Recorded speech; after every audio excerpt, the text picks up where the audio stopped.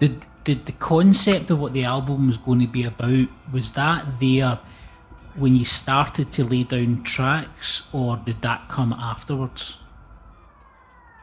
It came afterwards. We'd as Frank was saying, we've been recording. You know, we do stuff most weeks, and we were in pulling them together as a sort of a group. And I mean, when you wanted a harder album, you wanted a sort of a, you know, 9 Inch Nails, Front 242, Rammstein type that, but it's not like that. It's got some vein of that, but it's not sort of Rammstein-y.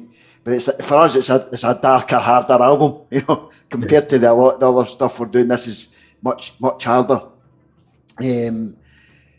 So that was that. We knew that was the direction we wanted to go. So the tracks are all along that line, but it needed a focus, and we knew what we were calling it, sort of Dark Machina. That's the title had been there from the start, quite a while back. So we knew that was a sort of a vein we wanted to get down, and then once Frank started doing his research and just fired some of the samples in it and put it up on Google for a listen, it made sense.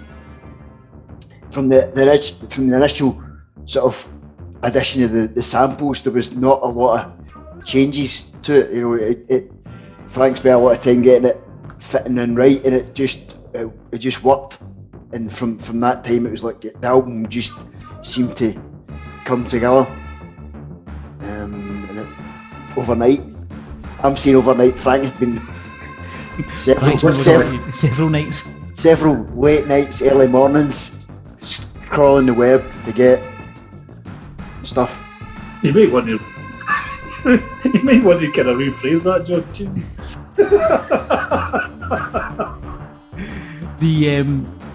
There is definitely a different, I feel quite a different sound to this album than there was to the last album. I definitely feel that it's darker. I definitely think there's a kind of there's an edge kind of to it. But I don't know if that, for me, I don't know if that really comes. It comes from the particular sounds and things that I think that you're using. So what is different? What, I suppose, maybe technology, apps, instruments that you're using? What's different in this album compared to the last one? I kind of touched on it earlier, Jeff. Actually, I mean the synths and stuff like that we've been using over the years. Yeah, I mean they're great, but you know we're always looking for something new. So I can't even remember the name of the Vacuum Pro or something. I think was the name of the synth I was talking about. This kind of Russian emulation.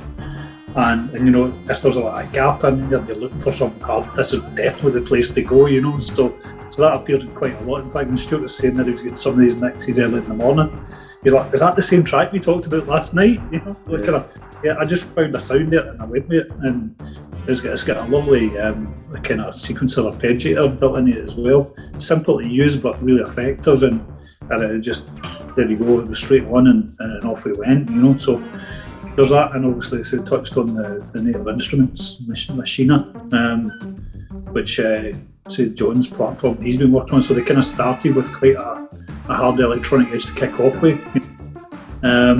Sometimes, you know, they say having the threes together in a room, sometimes it's better to have an idea to start with and then build on it. So we've had to work in a slightly different way there than we normally do. But no, I found it enjoyable, you know, and so it's nothing better than sitting watching the telly.